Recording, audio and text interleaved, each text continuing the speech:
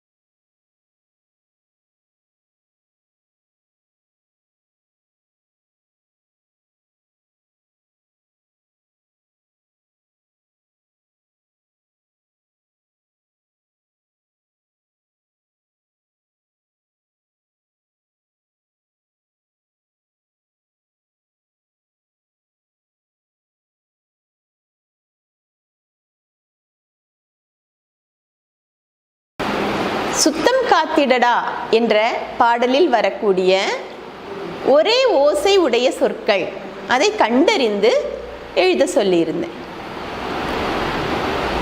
எல்லாரும் எழுதினீங்களா? பாடலை நிறைய முறை வாசித்தால்தான் அந்த சொற்களை உங்களுக்கு எளிதாக கண்டறிய முடியும்.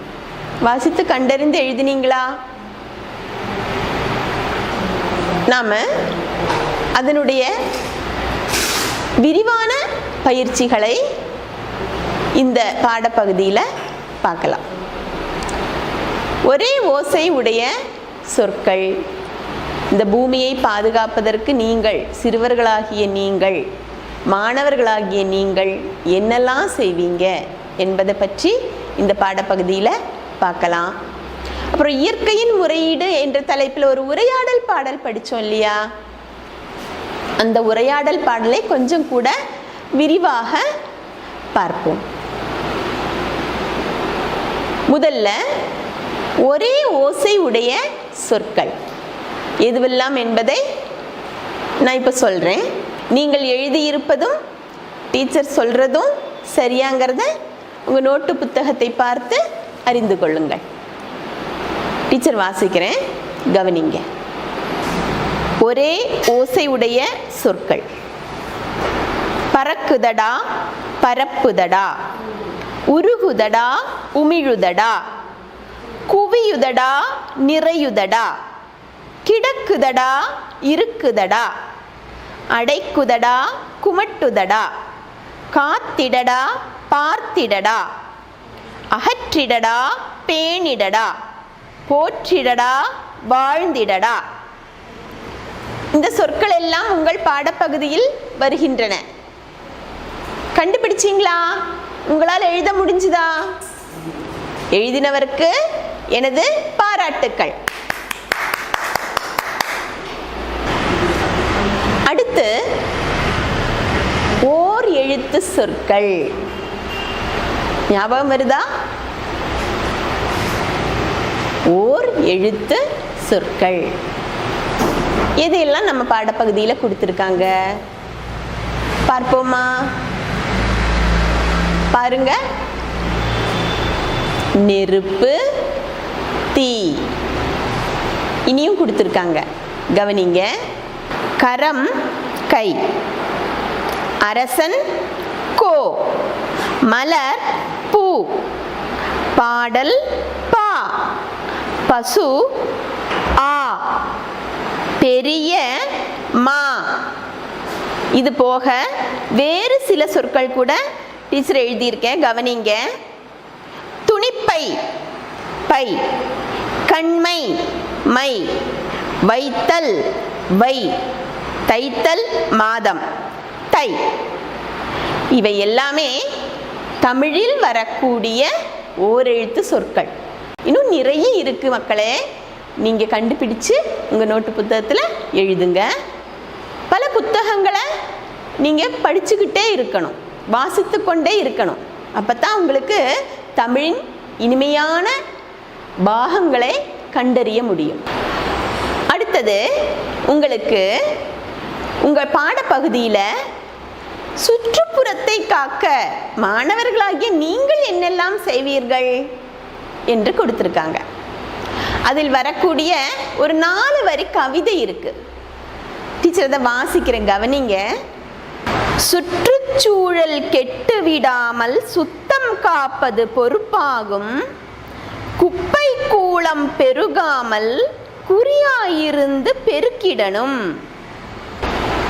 சுற்றுச்சூழல் கெடாமல் பாதுகாப்பது நம் ஒவ்வொருவரினுடைய பொறுப்பாகும்.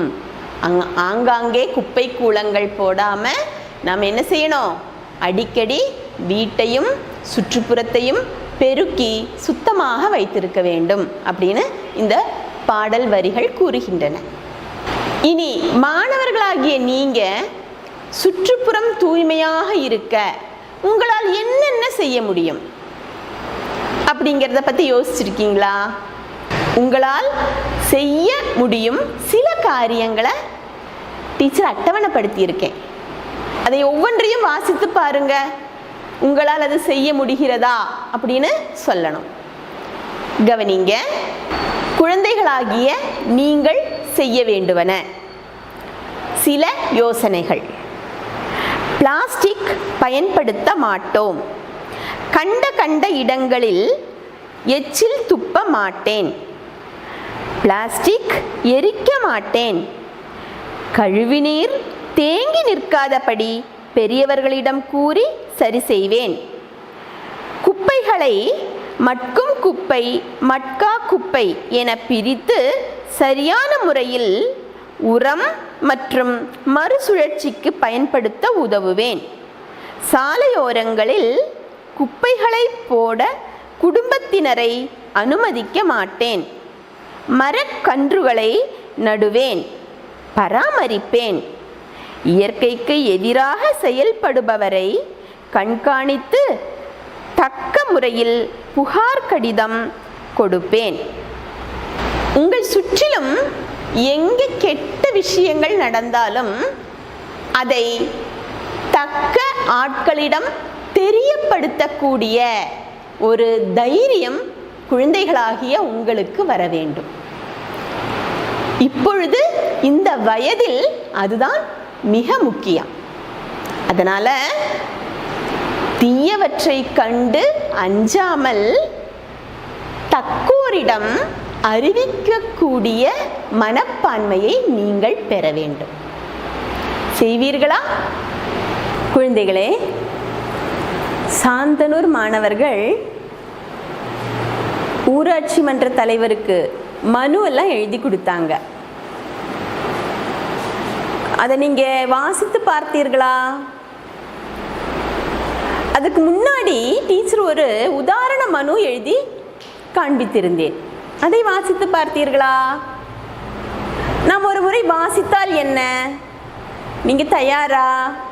நான் வாசித்து கொடுக்கிறேன், நீங்க கவனமா கேளுங்க. மாதிரி மனு.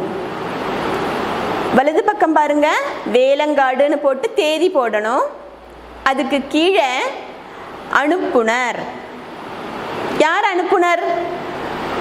நம்ம இந்த மனுவில் ஒரு தலைமை ஆசிரியராக்கும் ஊராட்சி ஒன்றிய அலுவலருக்கு மனு கொடுக்குறாங்க. அனுப்புனராக தலைமை ஆசிரியரை வைத்திருக்கிறோம். அரசு பள்ளி வேலங்காடு, இந்த ஊர் உங்கள் பாட புத்தகத்தில் உள்ள ஊராக்கும். அடுத்தது பெறுநர். பெறுநர் யாரு? ஊராட்சி ஒன்றிய அலுவலர். அடுத்து ஊராட்சி அலுவலகம் வேலங்காடு. இந்த அனுப்புனர் பெறுநர் என்பது எழுதிய முறையை நீங்கள் கண்டிப்பாக கவனிக்கணும். அலுவலகத்திற்கு ஏதேனும் கேட்டு மனு எழுதும் பொழுது இந்த முறையில் தான் அனுப்புனர் பெறுநர் எழுத வேண்டும். அடுத்தது எதற்காக மனு கொடுக்கிறார்கள், எதற்காக மனு கொடுக்கிறார்கள் என்ற விஷயமாக்கும் சொல்றாங்க. ஐயா, எங்கள் பள்ளியின் முன்னால் சாக்கடை மூடி திறந்துள்ளது. 1லிருந்து 4ஆம் வகுப்பு வரை படிக்கும் சிறு பிள்ளைகள் இருப்பதால் சாக்கடையில் சிக்கும் அபாயம் உள்ளது. எனவே சாக்கடை மூடி அமைத்து தர கேட்டுக்கொள்கிறோம். நன்றி. இப்படிக்கு தலைமை ஆசிரியர் என்று போட்டு தலைமை ஆசிரியர் கையெழுத்து போடுவார். இந்த தலைமை ஆசிரியர் எந்த விஷயத்துக்காக மனு கொடுத்துருக்காங்க? அவங்க பள்ளிக்கூடத்தின் முன்னால் சாக்கடை திறந்துள்ளது, குழந்தைகள் அதில் மாட்டி அபாயம் ஏற்பட வாய்ப்புள்ளது என்று சொல்லி ஒரு மனுவை தயார் செய்து ஊராட்சி மன்ற தலைவருக்கு கொடுத்துருக்காங்க. இது உங்களுக்கு உதாரணத்திற்காக தரப்பட்டுள்ளது குழந்தைகளே. சாந்தனூர் மாணவர்கள் தங்களுடைய ஊராட்சி மன்ற தலைவருக்கு எழுதிய வேறொரு மனு, அதையும் கூட பார்க்கலாமா? நம்ம வாசித்து பார்க்கலாமா? கவனிங்க. சாந்தனூர் பிள்ளைகள் எழுதிய கோரிக்கை மனுவை பாருங்கள். சாந்தனூர். அனுப்புனர் சாந்தனூர் மாணவர்கள், சாந்தனூர் கிராமம். பெறுநர் யாரு? ஊராட்சி மன்ற தலைவர், சாந்தனூர் ஊராட்சி அலுவலகம், சாந்தனூர். அடுத்தது விஷயம். என்ன விஷயம் சொல்றாங்க? இத பாருங்க. உங்களுக்கு அந்த கதை மூலமாக அவர்களுக்கு என்ன பிரச்சனைங்கிறது புரிஞ்சிருக்கும் இல்லையா? அதே மாதிரி தான் நம்ம செந்தில் அந்த தங்கள் ஊரினுடைய பிரச்சனையை இங்கே சொல்லியிருக்கிறாப்படி. கவனிங்க, ஐயா, எங்கள் ஊரில் மக்கள் சரியான விழிப்புணர்வின்மை காரணமாக வழிநெடுக குப்பைகளை போடுகின்றனர். அதிகமான பிளாஸ்டிக் பயன்பாடும் உள்ளது. வழி நெடுக வயிற்றை குமட்டும் நாற்றம் எடுக்கிறது. மட்டுமின்றி தேவையான அளவு கழிப்பறைகள் இல்லாததால் மக்கள் வழியோரங்களில் மலஜலம் கழிப்பது மிகவும் வருத்தத்தை அளிக்கிறது. நதிகளிலும் நதிக்கரைகளிலும் குப்பைகளை போடுவது இவர்களின் பழக்கமாகிவிட்டது. இதனால் அடிக்கடி நாங்களும் ஊர் மக்களும் நோய்வாய்ப்படுவது வாடிக்கையாகிவிட்டது. எங்கள் ஊரில் ஆங்காங்கே பெரிய குப்பை தொட்டிகள் அமைத்து தந்தால் குப்பைகளை அந்த குப்பை தொட்டிகளில் போடும்படி கூறி புரிய வைக்கலாம். மட்டுமின்றி நோய் தடுக்கும் வழிமுறைகளை பற்றிய ஒரு விழிப்புணர்வு முகாம் நடத்தவும் கேட்டுக்கொள்கிறோம். நன்றி. இப்படிக்கு சாந்தனூர் மாணவர்கள். குழந்தைகளே, உதாரண மனுவையும் சாந்தனூர் பிள்ளைகள் எழுதிய மனுவையும் வாசித்தோம் இல்லையா?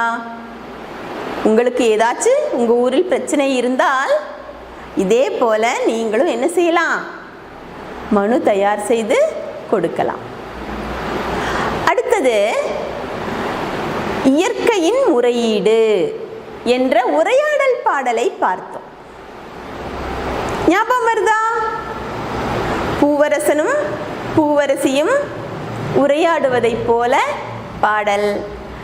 பூவரசி தன் அப்பாவிடம் கனவு கண்டதாக சொல்லும் நிகழ்வு, இதெல்லாம் பார்த்தோம். பூவரசியிடம் யார் வந்து தன்னுடைய கண்ணீரை விட்டு கதையை சொன்னது? சின்ன மணிக்காத்து இல்லையா? ஒரு காற்று வந்து பூவரசியிடம் தன் சோக கதையை சொன்னது. 4 வரி பாடி பார்க்கலாமா? சின்ன மணி காத்து வந்து கண்ணீர் விட்டது, எதனால் கண்ணீர் விட்டது, அப்படித்தானே தொடங்குது அந்த பாடல். அது நீங்கள் பாட புத்தகத்தில் உள்ளது, நல்லா வாசித்து பார்க்க வேண்டும். சின்னமணி காத்து பூவரசியிடம் என்னென்ன புகார்களை சொன்னது என்பதை பார்ப்போமா? காற்று பூவரசியிடம் கூறிய புகார்கள்: இந்த மனுஷங்க மரங்களை வெட்டுறாங்க, போர் செய்து அணுகுண்டை வெடிக்கிறாங்க, கடலை அசுத்தம் செய்கிறாங்க, சோதனைங்கிற பேரில் அணுகுண்டு வைக்கிறாங்க, மண்ணில் ரசாயன உரங்களை பயன்படுத்துகிறாங்க, அதிகமான வாகன பயன்பாடு, தொழிற்சாலையின் புகை ஆகியவற்றால் மூச்சு முட்டை செய்கிறாங்க. இந்த மனிதர்கள் எல்லாம் இந்த மாதிரியான செயல்களில் ஈடுபடும் போது என்ன தீமைகள் நடப்பதாக காற்று சொல்கிறது பாருங்க. குழந்தைகள் கூன்குருடாய் பிறக்குது. சிலருக்கு குழந்தைகளே பிறப்பதில்லை. வயலில் பயிர்கள் கருகி போகிறது. வாயு மாசினால் கொடிய நோய்கள் கூட வருதாம். குழந்தைகளே, இதெல்லாம் எவ்வளவு ஆபத்தான ஒரு நிலைமை, அப்படித்தானே? இதையெல்லாம் இல்லாமல் செய்ய மனிதர்களாகிய நாம் என்னெல்லாம் செய்ய வேண்டும் பாருங்க. நாம் செய்ய வேண்டுவன என்னென்னவென்று பாருங்க. ஆலை விடும் புகை தடுக்க வேண்டும். மரம் இருந்தால்தான் மேகம் மழை தரும். எனவே மரங்களை வெட்டக்கூடாது. அணுகுண்டு வைக்கக்கூடாது. தண்ணீர் மாசுபடும் கழிவுகளை நதிகளில் கலக்கக்கூடாது. இதெல்லாம் செய்யக்கூடாது என்று யாரெல்லாம் பூவரசியிடம் கூறினார்கள் என்பது உங்க பாடல் பகுதியில் கொடுத்துருக்காங்க.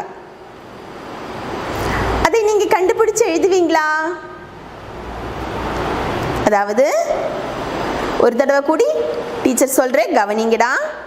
ஆலை விடும் புகை தடுக்க வேண்டும் என்று சொன்னது யார்? மரம் இருந்தால்தான் மேகம் மழை தரும், எனவே மரங்களை வெட்டாதே அல்லது மரங்களை வெட்டக்கூடாது என்று சொன்னது யார்? அணுகுண்டு வைக்கக்கூடாது என்று சொன்னது யார்?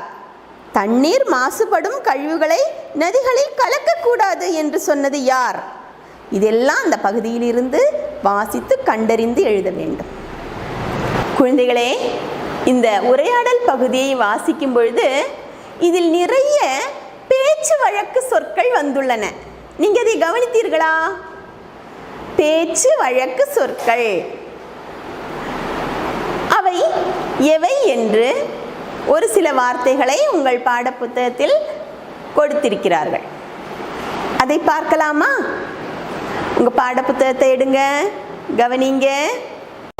பேச்சு வழக்கில் தென்றல் காத்து மெல்ல வீசி போனது, அதில் காத்து என்பது பேச்சு வழக்கு. காத்து, காற்று. சிறு பிள்ளைகள் கை வீசி நடந்தார்கள், பிள்ளை என்பது பேச்சு வழக்கு. பிள்ளைகள் அல்லது குழந்தை அப்படின்னு சொல்லுவாங்க, குழந்தைகள்னு சொல்லுவாங்க. அடுத்தது சேதமாச்சுது, சேதமடைந்தது. முழுதும் காயமாச்சுது, முழுவதும் காயமடைந்தது. இதெல்லாம் உங்க பாட புத்தகத்தில் எடுத்து கொடுத்துருக்காங்க. இது போக வேறு சில வார்த்தைகள் கூட உங்க பாடப்பகுதியில் இருக்கிறது. அதை நீங்கள் கண்டுபிடித்து எழுத வேண்டும். குழந்தைகளே, இன்றைய வகுப்பில் நம்ம நிறைய செயல்பாடுகள் செய்தோம் இல்லையா? வாசிப்பு பகுதிகளை வாசித்து பார்த்தோம் மற்றும் பாடல் பகுதியில் உள்ள முக்கியமான செயல்பாடுகளை எல்லாம் பார்த்தோம். இந்த வகுப்பு இத்துடன் நிறைவடைகிறது. அடுத்த வகுப்பில் சந்திப்போம். நன்றி.